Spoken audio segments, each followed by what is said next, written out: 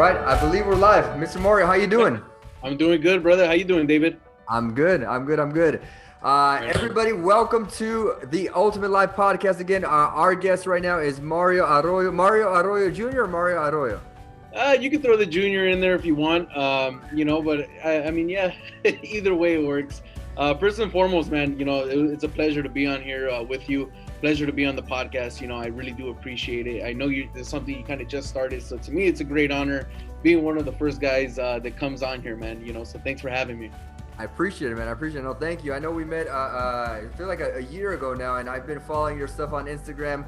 Yeah, the reason I asked you is because I know I'll say it this way. There's a lot of people who have a real estate license, but not everybody does real estate. If that 100% accurate. I couldn't have said it better myself. So yeah, no, definitely, man. It's one of the things I say a lot too is especially in the city of Downey, which is where my office is actually centrally located. Man, everyone has a license. Some people get it just for just to have it. Some people get it with the bigger intention of actually creating something huge with it. But yeah, a lot of people got the license. A lot of people have the means to sell real estate, but only a very small percentage actually sells it. Yeah. And I want to talk about that here in a bit, as far as what's helped you succeed, why people don't succeed. So I want to get into that. Let me give you the quick background. So as far as the purpose of the Ultimate Life Podcast is to really help individuals maximize what I consider the most important areas of life, which is faith, family, fitness, finance, friendship, and fun. So the 6 F's, as I call them, right? Right. So we'll be talking a little bit about the finance side, but I also want to kind of dive into how it is building a business, but also being a father, being a husband, kind of how you balance all that. So why don't we start off with this? Tell me a little bit about who you were, Mario, before you got into real estate. Like what's your background before? It's a hell of a story, I'll tell you that. But I'll try to condense it as best as I can. Man, first and foremost, when it comes down to who I was before real estate, I was a completely different person than I am today. That's for sure, 100%. So I would take it back as far as, let's call it 2014, 2015. I was broke, busted, and disgusted, man. Any which way you can actually frame it. In 2014. That was my rock bottom. I had a lot of stuff happen in my personal life. A lot of stuff happened, within just my household. Found myself homeless for about 2 weeks. Yeah, didn't really have a roof over my head for that time period. And then eventually I was sneaking into my girlfriend's house so many times. She ended up talking to her parents, and luckily I was very blessed and fortunate for them to actually open up their home and allow me to stay with them. So that was in 2014, 2015. I was hustling forklifts. I used to be a forklift salesman. Long story short, with that forklift business, I started it at 19 years old, and that was in 2012. Ran it to the ground within 2 years. I was a new entrepreneur. We learn, and mistakes happen. Sometimes we jump in there with a huge ego on our, basically with a chip on our shoulder. And we think it's going to be great, it's going to be easy, and it's going to be good, and I'm going to make a ton of money. And it doesn't always work that way, but so many mistakes that I made back then, I implement them now. I implement, what I learned from it now into business today. So it's allowed me to be, I would call myself successful within the real estate field. But yeah, I mean, I pretty much ran the business to the ground. Didn't work out. Stuff got really tough for my family. Yeah. My dad had to look for other avenues of putting food on the table, and unfortunately, those avenues landed him behind bars. So when that happened, I had 2 siblings that ended up going to foster care, and just a lot of crazy stuff happened. But I'm very glad that it happened, because it actually molded me and created this thick skin that I have today. So to answer your question, before real estate, I was just trying to survive. To survive. And the craziest part, Mario, is I didn't know that part of your story. I know we've talked a little bit before.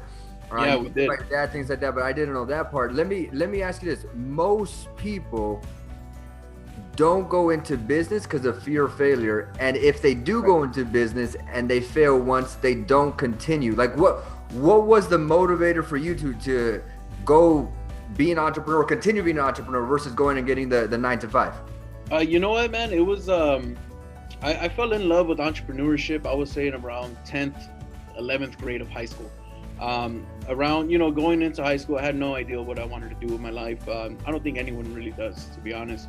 And I wasn't a great student. I didn't pay attention a lot. I always had the smarts, and I guess like I could take a test and I could do very well on the test. I just didn't do work. That's what it was. That was the type of student I was, So I didn't have any interest in a lot of my classes. And when I got an entrepreneurship class by accident, by the way, they just gave me that class, and I was trying to change it. Counselor couldn't change it for a couple weeks because all the classes were filled up, right? I ended up staying in that class for 2 weeks, and I ended up loving it, So I didn't realize how good of a salesman I actually was. And, so actually, that's kind of where I fell in love with entrepreneurship. That's kind of how I got into sales. And from there, I competed within the school, competed with the District of LA for a business plan that I established, and I did pretty well. I placed in 4th place out of like 60 students. So it was good. And I ended up, when you're good at something, you actually end up finding an interest for it, so I became very interested with it. So graduating high school, I just knew I wanted to be a business owner. I always knew I wanted to be a business owner. My mom and dad, they supported everything I wanted to do, so they were never that parent that said like, oh, let's play it safe, son, let's do this, let's do that. No, they were 100% supportive of my entrepreneurship ventures. So when I ended up starting that forklift business, it was because of my dad. My dad introduced me to the forklift field, and I knew there was good money to be made. So I just full force said, let's just do it. Like, let's just go for it. So I flipped a couple forklifts on the side. I was flipping forklifts because my dad wasn't charging me many bills at home. I was still living at home at the time. Yeah. And I realized that this is a great business. So the problem was that I learned how to be a good salesperson, but I wasn't a good money manager. So I wasn't a good business owner. That's what it was.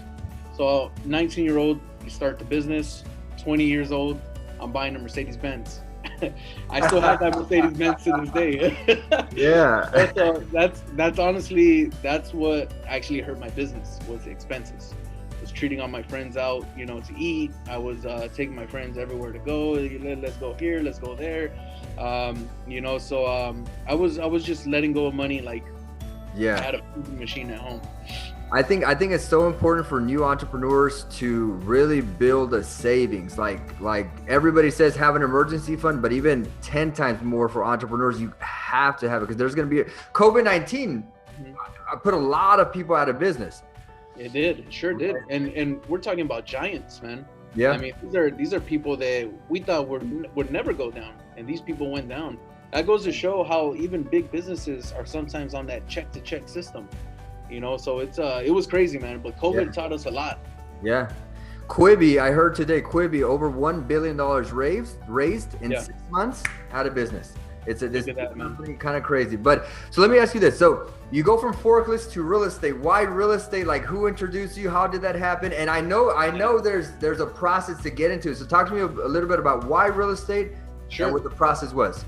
So the way I got into real estate, and again, my story is such a long story, right? But I'm gonna do everything I can to condense it as much as I can, right? So the way I never even thought about real estate for my whole in high school, and then after high school, I never really thought about it until I started bartending. So I started bartending, and that was just a side hustle. I just wanted to make some extra side cash, right? Because I was broke.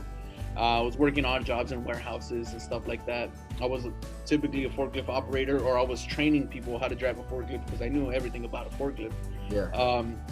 So I ended up getting this bartending gig, and the owner of the bar, he was a very cool guy. His name was Luis, and Luis was an amazing person. I'm still in touch with him today. And one day he asked me, he's like, "Hey man, so what do you want to do with yourself?"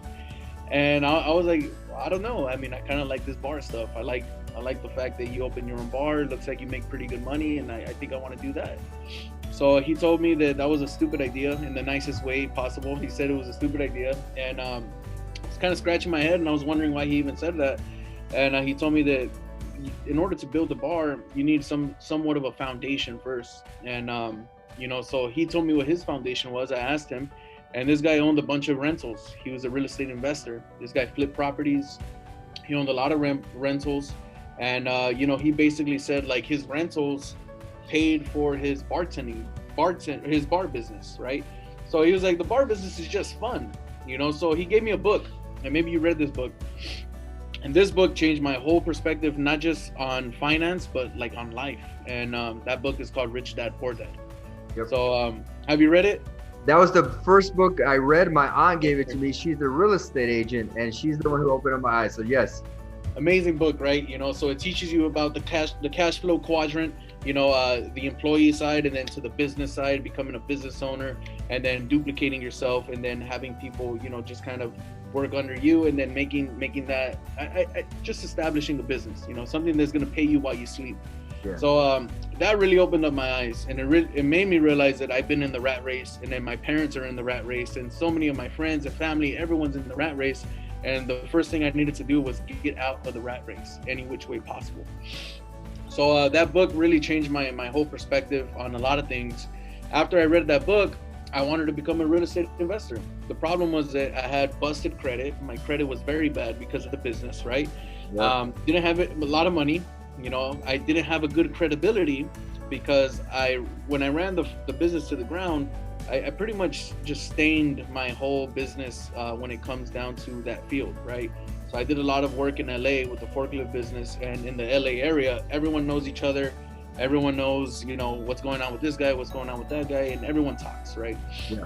That could probably be any industry. So I figured, you know, what the hell? What if I become a real estate agent? So how old are you now, by the way? 27. And at this point, well, I'm 27 now.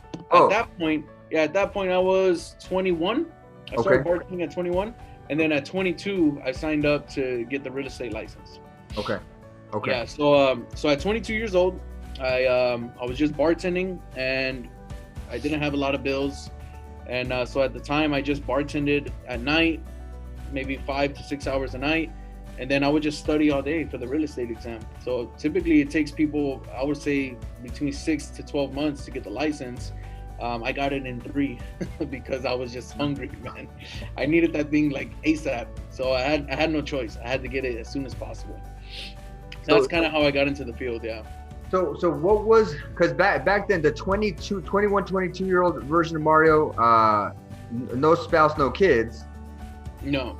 I had a girlfriend, yeah, and the girlfriend she's my fiance. We were supposed to get married in April. COVID happened, so now it's next April. But she'll be my wife soon. There you go. Playing hard to get. No. Exactly, man.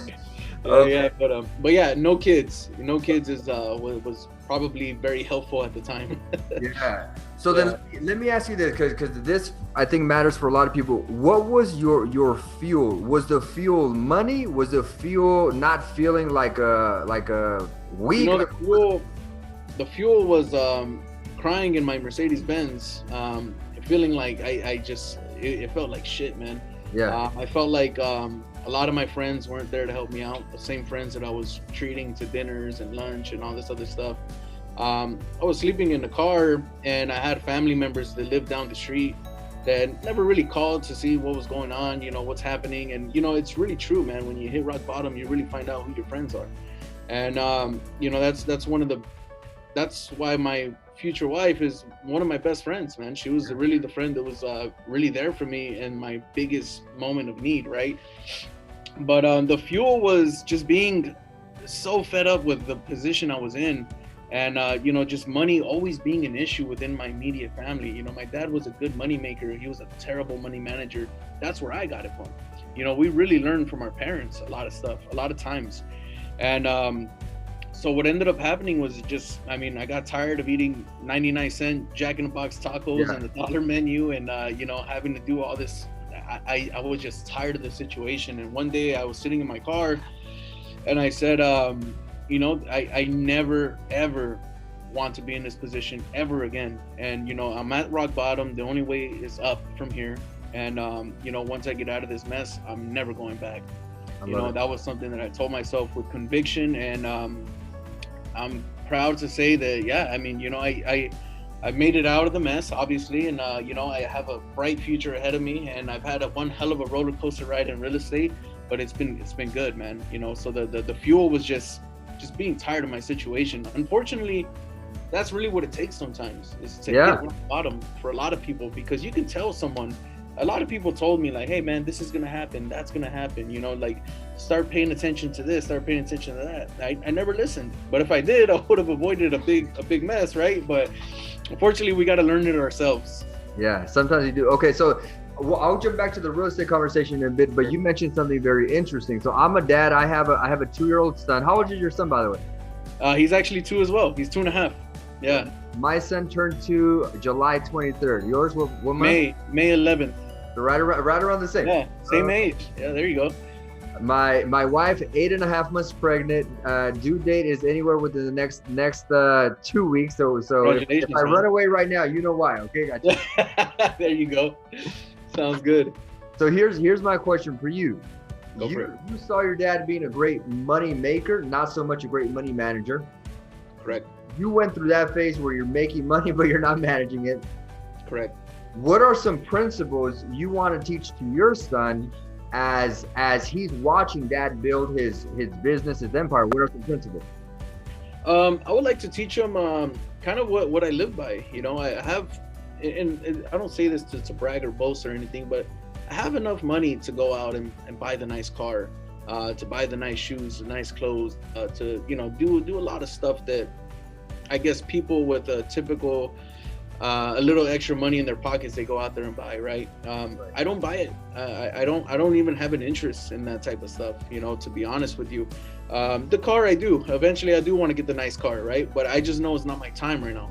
So I would like to teach my son that you don't have to look rich ever if you don't want to, but you can get rich, you know what I mean? And you can definitely become real rich, like for reals, and you don't have to worry about flexing on the gram and doing all this other stuff, because you know deep down, like, you got it, you know what I mean? And you don't have to prove shit to anyone.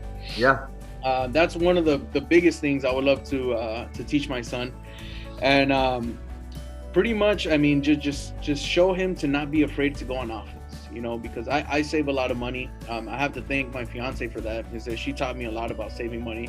And you know, that was something my family, we never did. We never saved money. You know, we didn't have rainy day money. So you know, going back, fast forwarding to this year, COVID taught me, like, holy shit, it's an amazing thing that I actually saved a lot of this income, you know? So even when I got the real estate license, I was doing sales and I was killing it, getting top producer awards, and I still bartended for the next 2 years, you know? So I lived off of bartending money, and I saved every single commission check. We put all that to the side, you know? So that was something that, you know, it just, to go back to your question, I would say teach my son to save money, but when the right opportunity pops up, you go on offense immediately, you know? So, and that's the thing. And don't be afraid to lose when you're making the right decision with that money, because not every investment is going to be a home run. Not all of them are going to be a slam dunk, but at least you're learning. And at the same time, there's a chance that it does work out. You know what I mean? So, and then the other thing is, like, I already lost it all before. So if I make an investment, a decision to, like, hey, let's try this, and if it doesn't work, I have the tools, I have the knowledge to make it all back. Yeah. You know, so, like, I've already hit rock bottom, so I don't fear anything anymore. Yeah. That's actually one of my struggles, is that I don't know how I'm going to teach that to my son, because I don't never want to see my son struggle. But at the same time, it's like, I don't know how to actually teach that, because I learned it the hard way. You get what I mean? I'm with, bro. I'm with you. And that's, like, I look at individuals. So I've been in business now 6 years, and I've just met a lot of people. Sometimes they're first generation entrepreneurs where they have the fire because they were at rock bottom. Mm-hmm. Sometimes they're second generation entrepreneurs where mom and dad are making 6-7 figures. Yep. And I look and I'm like, okay, like, how do you as a parent who's not struggling financially teach your kid how to have a fight, how to have grit, I don't have an answer, man. That inner animal, like, how do you find that inner animal? You know what I mean? So yeah, I mean, but parenting, no one's ever going to be the perfect parent. We're going to do the best we can, right? Yeah. But I think we're going to try to learn that as as time goes on. Yeah. Because I wish I had that answer too, you know, because the dog in me, you know, the animal that fights in me is because I've seen the bad stuff, and I know I don't want to get back to the bad stuff, you know. Yeah. But I you know, agree. finding a way to teach that to my son without having him actually go through that is actually it's the $1,000,000 question I want to answer soon. Well, I'll say this. So if anybody's listening to this, whether live or later, and you know somebody, or you yourself or somebody that you've made your money and your kids are your ceiling is their floor, and you've kind of figured that out, please DM me, DM Mario. Let me know. Yeah.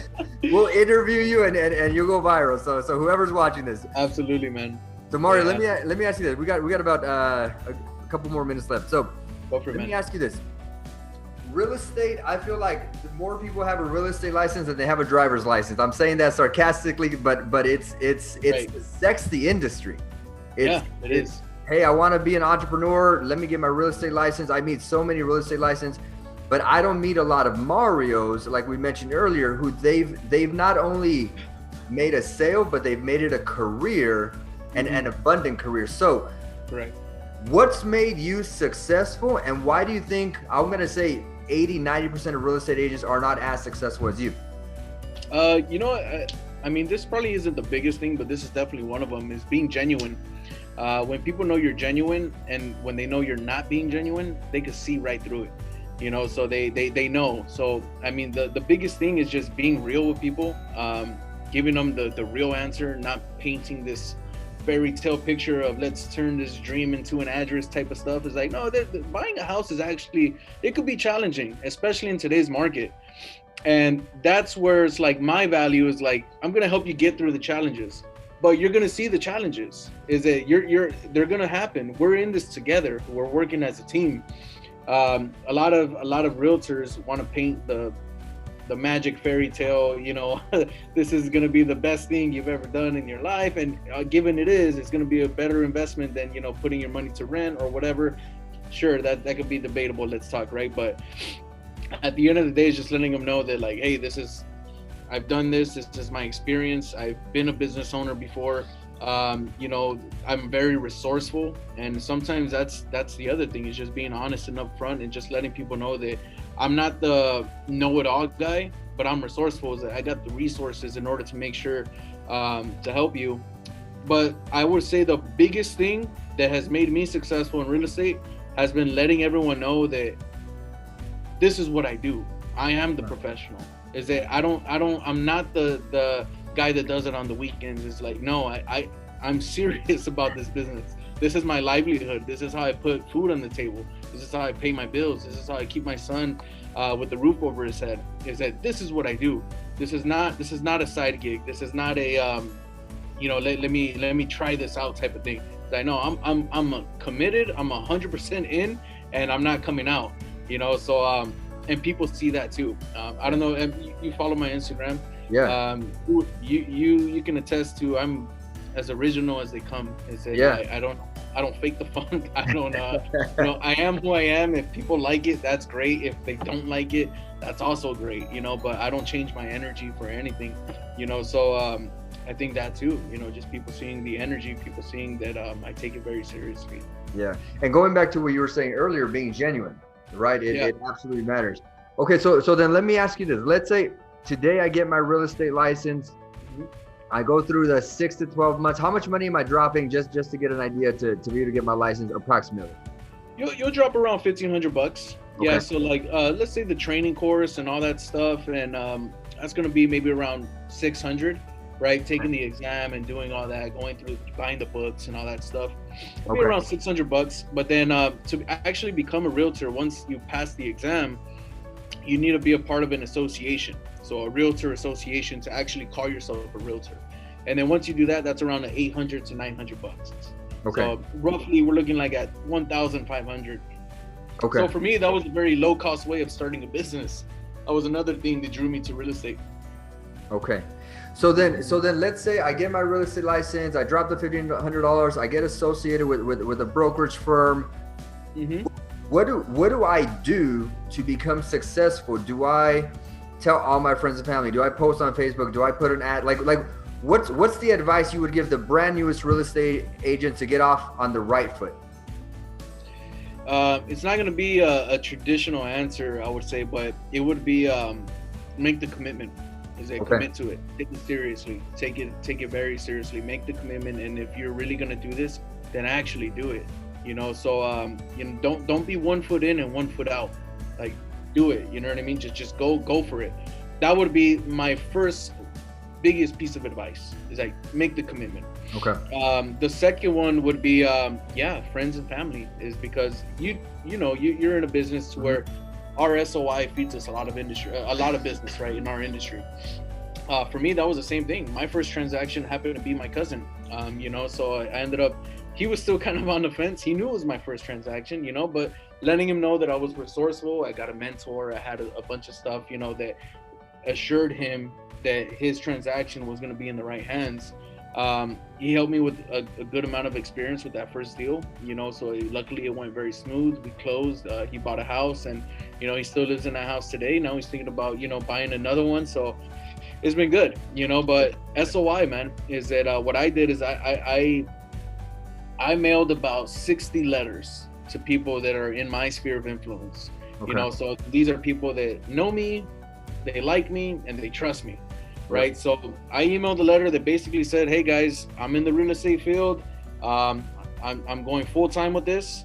And so if you know of anyone that's looking to buy, sell, or refinance, I would greatly appreciate it.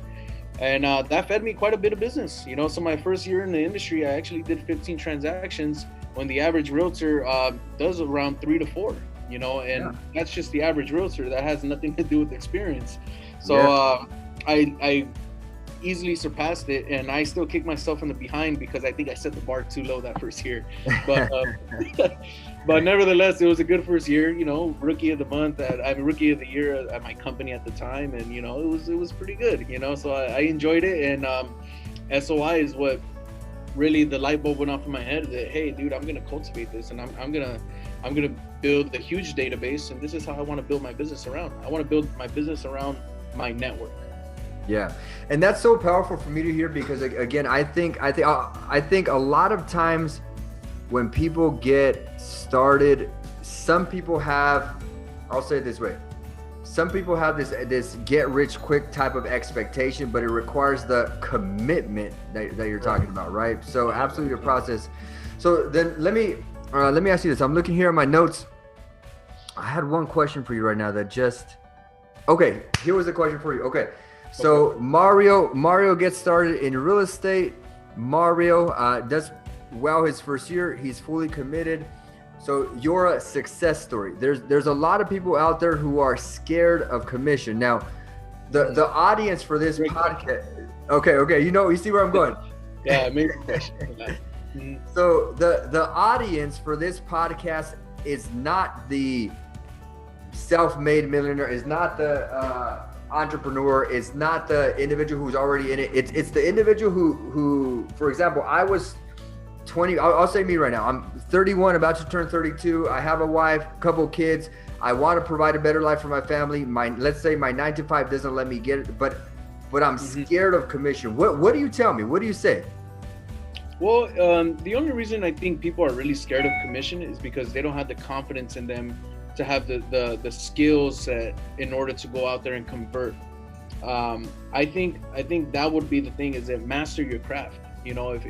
If you master your craft and you know how to fish, you're not going to be afraid to go fishing. You know what I mean? So you're going to know what to do. You're going to know what kind of rod to use. You're going to know if it's a lake, if you need it to float up, if you need it to dip down, if it's a pier. So if you know what your craft is all about, you will never be afraid of the commission. You're only afraid of the commission if you don't truly have the confidence in yourself to go out there and fish. That's going to be it. So I would say for me is just what made me comfortable with it is that I always saw the potential, especially reading Rich Dad Poor Dad. By the way, if you're watching this, go out there. If you haven't read Rich Dad Poor Dad, buy that book today on Amazon, get the Audible, whatever you got to do, because that book is an absolute game changer.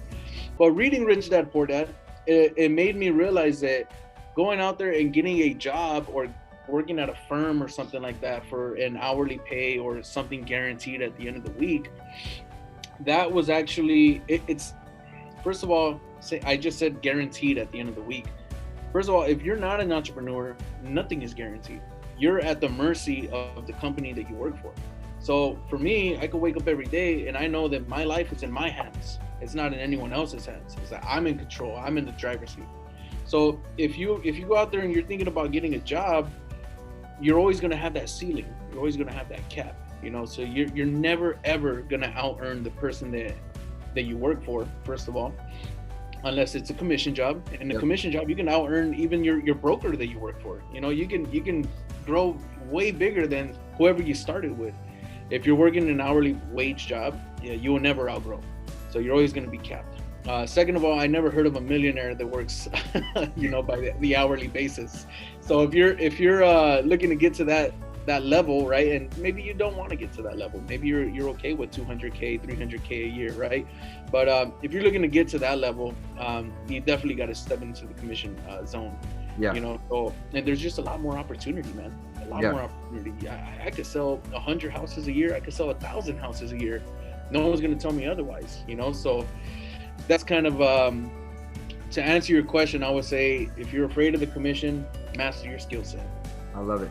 Last two questions for you, then we'll wrap up. So again, the goal of the podcast is, a lot of times people feel that if in order to succeed in business, either I'm going to be a good business owner, but I'm going to be a bad boyfriend, a bad fiance, right?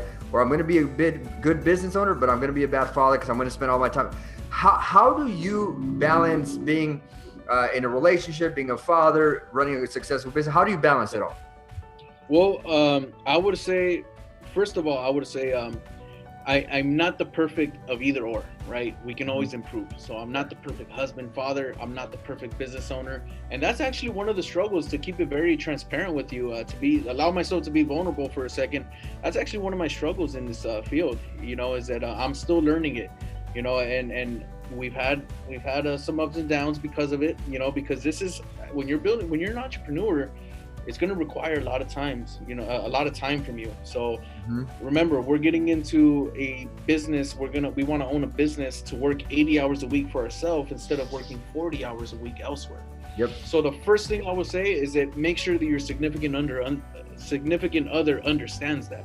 So your wife, your husband, whatever the case may be, right? They need to understand your hustle. They need to understand what you're building. They need to understand your grind. And I'm very grateful for my fiance that she 100% gets what I'm doing. And she understands what I'm doing is for our future. At the same time, I got to prioritize my family. I have to make sure we go on our bi-weekly dates or weekly dates, whatever the case is, right? I have to make sure I'm home at a certain time so we can maybe even watch Netflix for an hour before going to bed, so just spending that time together. Once my son goes to sleep, we have, I have time with my wife, so that type of stuff, you have to schedule it in just like you would a client. That would be probably the biggest thing, is that making sure you each understand each other. And then for my son, sometimes this business, I would say just a month ago, this business was crazy. I hadn't taken a day off for weeks at a time. So what do you do in that time is that at least half of a day was scheduled for my family, so you can't neglect them, you can't neglect them. You can, and I've seen some people do it. And unfortunately, I've seen some people that come into this industry and then it just doesn't work out. They end up, divorce happens, a breakup happens, stuff like that. There's something to be very mindful of.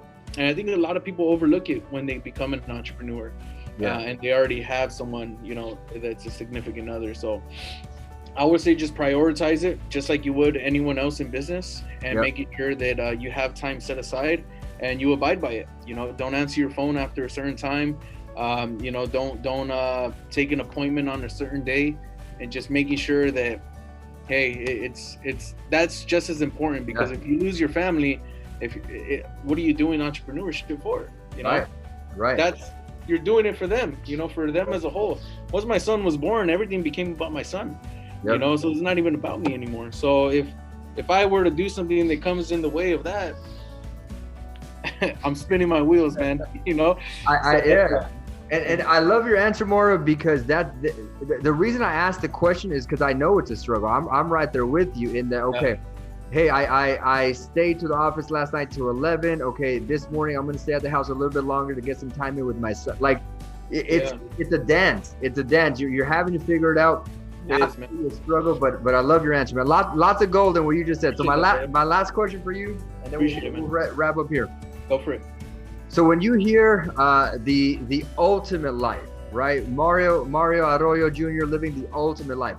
Paint me the picture. What does that look like? What are you pursuing? What's the ultimate life for you? $30,000 a month in monthly cash flow. I don't have to work for that 30 grand. I'd be very happy with 30 grand, and that wouldn't actually even make me a millionaire, but it'll make me be in a position to where I don't have to work if I don't want to. I built something for my family, and this is gonna allow me to live the life that I want to live, which is just enjoying my family. So $30,000 a month is the ultimate life for me. And then on top of that, I would just like to build a business that will be remembered, not just in my city, not just in my county, but just nationwide, nationwide and maybe even the world. So that's the thing, man, is that this entrepreneurship, it's a constant evolution of ourselves and of our business, so, and there is no limit as to what we can achieve. So I'm gonna pursue self-improvement until the day I die. Yeah. And I love that about this. Some people find it negative, but I find it like that's fucking badass, man. Excuse my language, but that's how passionate I am of it. It's like a game. This is a game of life, man. So let's play it and let's win. Because any game that you're in, you could win or lose. So I want to play to win. But my ultimate life is creating a huge business that'll be recognized for many years to come nationwide, and just having that monthly cash flow to do whatever I want with my family whenever I need to. I love it, man. We're gonna go ahead and post your Instagram link right here. It'll be on YouTube, it'll be on Facebook. Guys, absolutely look at Mario, send him some likes, and if you know anybody who wants to buy or sell or refinance, reach out to Mario.